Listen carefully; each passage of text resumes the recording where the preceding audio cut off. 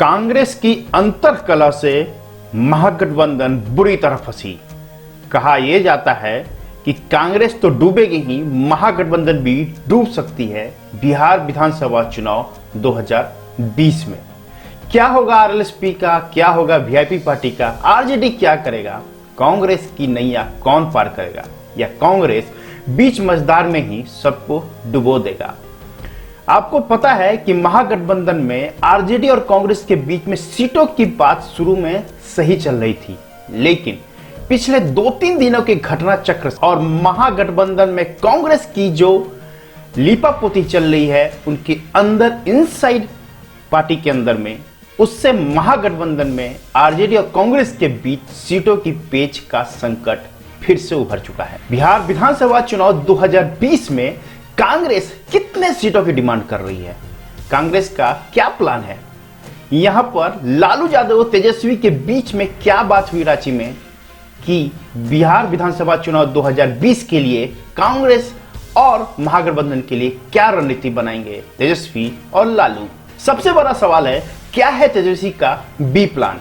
इन सारे क्वेश्चनों का सवाल इस वीडियो में मिलेगा। नमस्कार, ए स्पेस के स्पेशल बुलेटिन में आपका स्वागत है।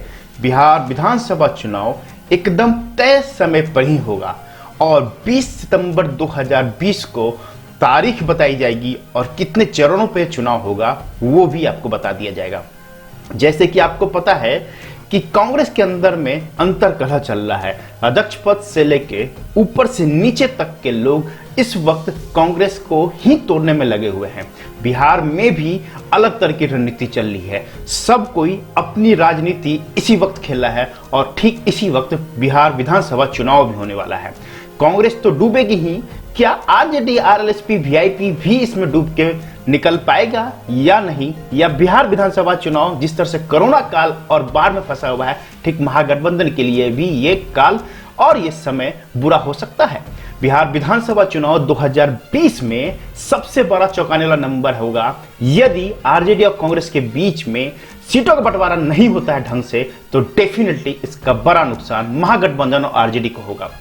जैसे कि आपको पता है कि कांग्रेस के बीच में काफी समय से अंतरकलह चल रही थी, अब वो ट्विटर से लेके सोशल मीडिया के सामने आ चुका है और इसलिए बिहार विधानसभा चुनाव इंपैक्ट होगा इस कारण से कि कांग्रेस और आरजेडी के बीच में सीटों का बंटवारा ढंग से नहीं हुआ है। यहां पे ये सवाल उठता है कि कांग्रेस का कितनी डिमांड है सीटों का, ये भी हम बताएंगे। वीआईपी पार्टी आरएलएसपी कितने सीटों पर चुनाव लड़ेगा, ये भी बताएंगे। आरजेडी क्या चाहती है, ये भी बताएंगे। लेकिन यदि समय रहते इस बात का डिस्कशन नहीं हो पाता है, सीटों का बंटवारा सही से नहीं होता है, तो डेफिनेटली बिहार विधानसभा चुनाव 2020 में आरएलएसपी, वीआईपी, आरजेडी के लिए एक बड़ा नुकसान तो होगा ही, क्योंकि कांग्रेस तो अपनी नुकसान पहले ही कर चुका है। अब इस डैमेज को बचाने के लिए रांची जा चुके थे तेजस्वी और पिता लालू से क्या बात हुई और क्या नया बी प्लान बना, वो भी इस वीडियो में आपको हम बताएंगे।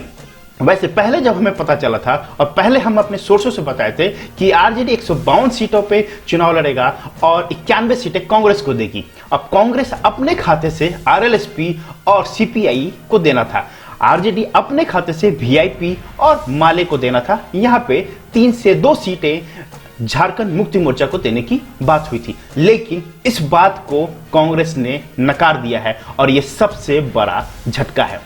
अब नकारने का कारण क्या है वो समझने की कोशिश कीजिएगा।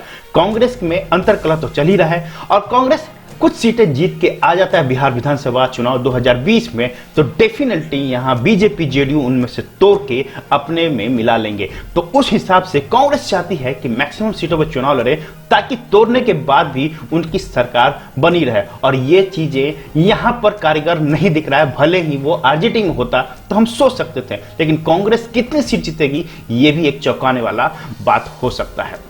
सबसे पहले बताएं कि रांची गए तेजस्वी ने लालू प्रसाद से साफ साफ बात किया है और लालू प्रसाद का इंस्ट्रक्शन है कि कम से कम आरजेडी अपने लिए 150 सीटों पर चुनाव लड़े, बाकियों को उसके बाद शेयर करने को बताए। लेकिन इस बात पे ना कांग्रेस रेडी है, ना आरएलएसपी रेडी है, और वीआईपी पार्टी के साथ तो इंटरनल डिस्कशन हो चुका है, तो इसलिए वीआईपी पार्टी इस वक्त सही अपने डायरेक्शन में चल रहा है। लेकिन 2-3 दिन पहले से आरएलएसपी के उपेंद्र कुशवाहा का रुख बदला है और वो साफ साफ आरजेडी को सपोर्ट में है। वो जो भी सीट मिलेगा उसके लिए रेडी है, चेहरे के लिए भी रेडी है। तो इसका मतलब सिर्फ कांग्रेस ही इस वक्त रोड़ा अटका रही है सीटों के आंकड़ों को लेके। दोस्तों, जैसे कि बताया, महागठबंधन में कांग्रेस, आरजेडी, आरएलएसपी, वीआईपी है, तो इस वक्त सीपीआईएम और जेएमएम को भी ऐड करना चाहता है। तो आरजेडी क्या चाहती है कि VIP party, RLSP, Jharkhand Mukti Morcha, CPIM माले और सीपीआई को अपने खाते में रखा जाए, ताकि जो एक कास्ट वोट था वो बटने से अच्छा है कि अपने ही महागठबंधन में बने रह जाए। और इस हिसाब से वो कन्हैया कुमार से भी बात कर रहे हैं, क्योंकि वो एक ऐसा फेस है, युवा फेस है, जो इन भारतवर्ष में एक अलग सी पहचान बना चुके हैं और उसका बेनिफिट बिहार में होगा, क्योंकि वो बिहार से भी हैं। तो सीपीआई सीपीएम को भी ऐड करना चाहते हैं, लेकिन कांग्रेस इस वक्त सीपीआई सीपीएम और झारखंड मुक्ति मोर्चा को लेकर उतना सीरियस नहीं है, क्योंकि उनको लगता है ये क्षेत्रीय दल इतना प्रभाव नहीं दिखाएंगे।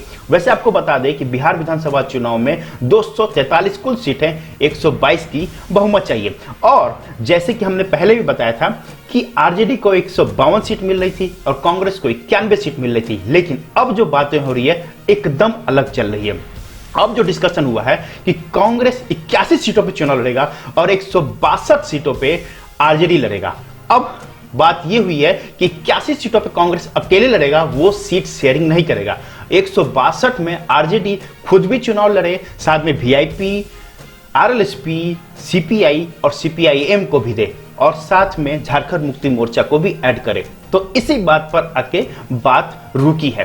तो फिर से आपको हम बता देते हैं कि 81 सीटों पे कांग्रेस लड़ना चाहती है, 162 सीटों पे आरजेडी को दी जा रही है, और 81 सीटों पे कांग्रेस अकेले लड़ना चाहती है, और 162 सीट में वीआईपी पार्टी को भी आरजेडी सीट दे, 162 में आरएलएसपी को भी सीट दे, झारखंड मुक्ति मोर्चा को भी दे, सीपीआईएम को भी दे और सीपीआई को भी दे। अब इस हिसाब से दोस्तों यदि बात बनती है तो वीआईपी पार्टी 10 सीट पे भी चुनाव लड़ सकती है, आरएलएसपी 15 से 20 सीट लेगी, सीपीआई और सीपीएम 10-10 सीटें लेंगी, तो ओवरऑल 40 से 50 सीटें आरजेडी को खाते से निकल जाएगा। तो 162 में यदि 50 सीट निकल जाता है तो डेफिनेटली 112 के आसपास सीट बचती है जिसमें आरजेडी को चुनाव लड़ना पड़ेगा।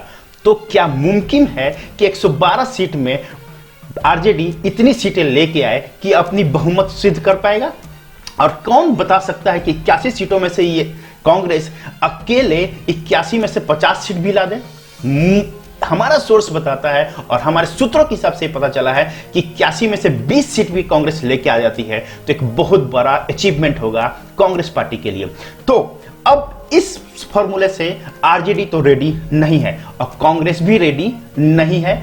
152 और 91 सीटों में कुछ सीटें कांग्रेस अपने खाते से दे, वो एक फंडामेंटली सही लगता है। लेकिन इस वक्त जो बातें चल रही है कि 243 में से 162 आरजेडी को दे दिया जाएगा, 81 पे कांग्रेस लड़ेगा, कांग्रेस अकेले लड़ेगा, 162 में VIP, RLSP, Jharkhand Mukti Morcha, CPI, CPM सबको बांट दे, तो डेफिनेटली आरजेडी अपने लिए एक बहुत बड़ा गड्ढा करते हुए नजर आएगा। दोस्तों ये तो हमने आपको बताया था समीकरण जो कांग्रेस और आरजेडी के बीच में हुई, जिससे आरजेडी ने नकार दिया है। अब क्या है तेजस्वी का बी प्लान? तेजस्वी जानते हैं कि यदि थोड़ी बहुत सीटें कम आई तो डेफिनेटली वहां पे बीजेपी, जेडीयू किसी न किसी दल को तोड़ के अपने में मिला लेंगे। इसलिए तेजस्वी का बी प्लान यह है कि कम से कम अकेले वो 150 सीटों पर चुनाव लड़े और तभी वो क्लोजर टू 122 के आंकड़े के आसपास आ सकता है, क्योंकि इस वक्त कोरोना और बाढ़ का इंटर कॉम्बिनेशन जो होगा वो बीजेपी, जेडीयू को नुकसान करते हुए नजर आ रहा है। तो तेजस्वी 150 सीटों पर चुनाव लड़ेंगे और आगे के प्लान में यह है कि वीआईपी पार्टी को अपने साथ रखेंगे, सीपीआई एम को अपने साथ रखेंगे और साथ में झारखंड मुक्ति मोर्चा को साथ में रखेंगे। बहरहाल आरएलएसपी और कांग्रेस का क्या होगा वो खुद से डिसाइड करेंगे। और हमारा ओपिनियन पोल ये बताता है कि आरजेडी को 2020 का चुनाव अकेले लड़ना चाहिए और 243 में कुछ सीटें वीआईपी पार्टी को दे और सीपीआईएम को दे दे और झारखंड मुक्ति मोर्चा को दे और खुद अकेले इनिशिएटिव लेके अकेले चुनाव लड़े तो डेफिनेटली ज्यादा सीटें जीत के आ सकता है। दोस्तों यही है बी प्लान। लालू और तेजस्वी राज्य में मिलकर यही डिस्कशन किए हैं और इसी पे फाइनल मुहर लग सकता है आने वाले कुछ दिनों में। दोस्तों ये वीडियो कैसा लगा कमेंट बॉक्स में अपडेट कीजिएगा, लाइक कीजिए, शेयर कीजिए, सब्सक्राइब कीजिए, बेल आइकन को जरूर प्रेस कर लीजिएगा। हमारी तरफ से जो भी नया वीडियो है उसका नोटिफिकेशन आपको जरूर मिले। दोस्तों मिलते हैं किसी नए टॉपिक के साथ, तब तक के लिए जय बिहार।